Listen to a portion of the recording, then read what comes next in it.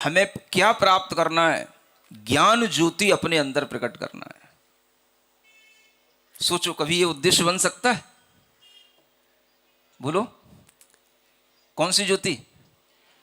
आपको तो लगता है कि बस यहीं पर जो ज्योति जलाई जाती है, लोग उसी में मुझे बुला लिया करें, उसी में मेरा जो है सम्मान कर दिया करें, उसी में मेरे ऊपर पगड़ी बांध दिया करें, यही ज्योति मेरे लिए पर्याप्त है। इससे ज्यादा मुझे और किसी ज्योति की जरूरत है ही नहीं। अगर हमने उद्देश्य में सिर्फ इतना रखा तो हमें सिर्फ इतना ही मिलेगा। और अगर हमारे उद्देश्य में आता है नहीं, हमारी प्योरिटी जितनी बढ़ती चली जाएगी, हमारा ज्ञान का लेवल उतना ही बढ़ता चला जाएगा, और वही ज्ञान ज्योति हमारे अंदर सशक्त जब बनती चली जाती है तो वही हमारे संस्कारों में जन्म जन्मांतर तक बनी रहती है। और दुनिया में कितना भी पाप कहीं पर भी हो रहा हो, अगर आपको कोई बचाने वाला है तो वह सिर्फ आपकी अपनी बुद्धि है और कुछ नहीं है। सुन रहे हो? कौन बचाएगा आपको? कोई बचाने आने वाला नहीं है। जहां आप जाते हो वहां कोई बचाव नहीं होता है। जो आपके सामने होता है उसमें आपको बचाने वाला भी कोई नहीं होता है। आपको अगर कोई बचा सकता है तो सिर्फ आपकी बुद्धि, आपके अच्छे उद्देश्य, आपके अच्छे संकल्प। ये चलन जो जैन समाज के अंदर भी इसका प्रभाव आने लगा। किसका? बिना पिए जिंदगी का मजा क्या, बिना क्लबों में नाचे जिंदगी का मजा क्या, बिना नॉनवेज खाए जिंदगी का मजा क्या। ये मजा अगर आपने आज ले भी लिया तो इसकी सजा कितनी बड़ी होगी, ये भगवान जानते हैं अपने केवल ज्ञान की ज्योति में, आपको दिखाई नहीं दे रहा।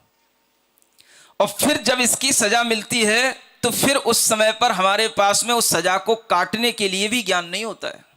वो सजा पूरी की पूरी भुगतनी पड़ती है। आज भी अगर आपको ये सजा देखते हुए लोग कहीं मिलें तो आप देख लेना, किन्हीं अनाथालयों में जाकर के, किन्हीं उन स्थानों में जहां पर आज भी ढेरों बच्चे बिना आंख के रहते हैं, बिना कान के जीवन जीते हैं, अपाहिज होकर के रहते हैं, जन्मजात जिन्हें पैरालिसिस होता है, जन्मजात जो अपंग पैदा होते हैं, ऐसे अनेक जीव भी इस दुनिया में जीते हैं। किसके कारण से? ये किसकी सजा है? बोल नहीं रहे हो। आपको लग रहा होगा महाराज आप पहले दिन ही बहुत डांट रहे हो। हैं? डांट तो नहीं रहा ना? समझा ही रहा हूं ना? समझ में आ रहा है ना? अब थोड़ा सा तो कहना ही पड़ेगा ना, बिना कहे तो कुछ समझ आता भी नहीं किसी को। तो सजा भी हमें दिखाई देती है कि नहीं, कि जब वो सजा हम ही को मिले तभी हम अपनी सजा काटे। दूसरे की सजा देख करके भी तो हम समझ सकते हैं कि ये सजा क्यों मिल रही है। तो जिन्होंने बिना बुद्धि के इस तरह से जिंदगी में अपने मजा लिए हैं, आज वह अपने जीवन में इस तरह की सजा काट रहे हैं। और इस तरह की सजा का कोई उपाय किसी डॉक्टर के पास नहीं है, किसी भी व्यक्ति के पास नहीं है जो उसको इस सजा काटने से बचा ले। ये सजा क्यों इतनी ज्यादा उसके लिए बिल्कुल नेसेसिटी के साथ हो गई कि ये सजा उसके लिए भोगनी है? ऐसा क्यों हो गया? ये किसके कारण से? यही वो संस्कार हैं, यही वो कर्म हैं जिनके फल से ऐसी सजा व्यक्ति को भोगनी ही पड़ती है। इसलिए जीवन अच्छा बनाने के लिए हमेशा धर्म की जरूरत है। और धर्म का मतलब, अब बोलो, कंक्लूजन कर रहा हूं, टाइम हो रहा है। धर्म का मतलब मैं फिर नहीं कह रहा कि तो मंदिर जाना, क्योंकि मैं ऐसे लोगों को भी जानता हूं जो मंदिर जाते हैं और रात में क्लबों में नाचते हैं। तो मैं क्यों कहूं मंदिर जाओ तुम? समझ में आ रहा है? तो पहले तो धर्म वो है जो हमारे उद्देश्यों को अच्छा बनाए।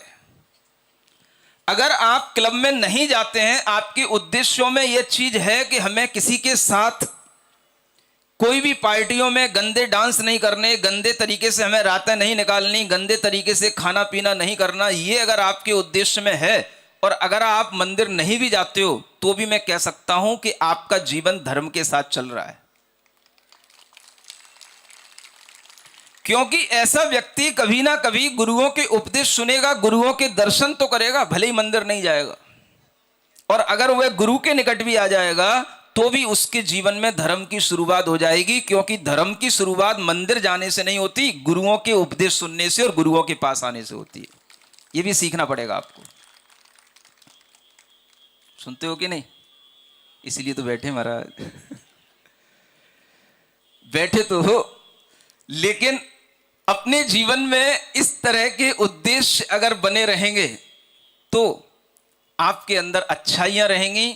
और जब जीवन में अच्छाइयां होती हैं, हर घर के अंदर वो अच्छाई होती है, तो अपने आप मुनि महाराजों का, साधु संतों का समागम आपको अपने आप मिलता है।